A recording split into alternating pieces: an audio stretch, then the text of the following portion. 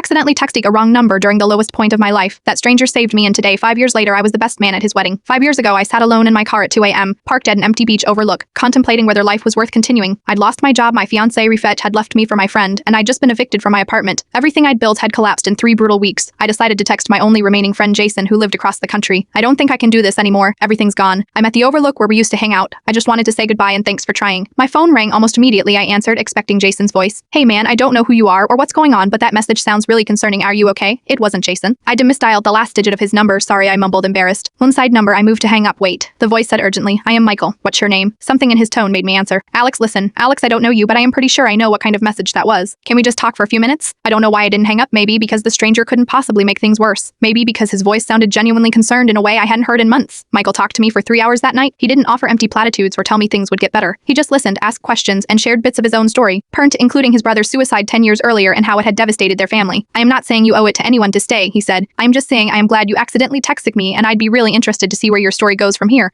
Before we hung up, he made me promise to text him the next day just to check in. I did. And the day after that, soon our texts became a daily ritual pattern, brief updates about small victories and setbacks.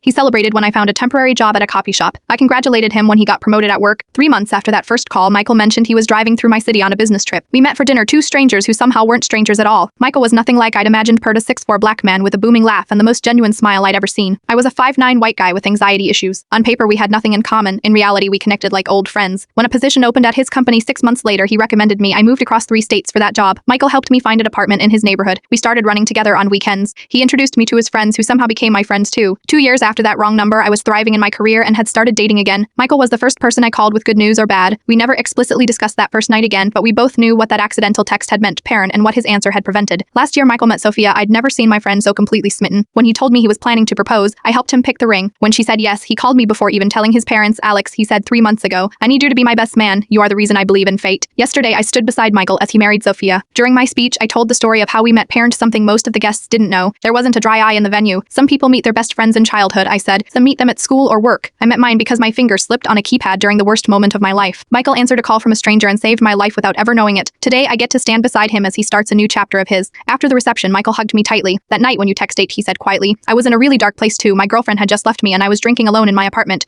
Helping you gave me purpose when I needed it most. You saved me too. This morning, I woke up to a text from an unknown number. Hi, you don't know me, but I was at Michael's wedding yesterday. I heard your speech. I've been struggling lately and was wondering if maybe we could talk. I replied immediately. Some wrong numbers are exactly right.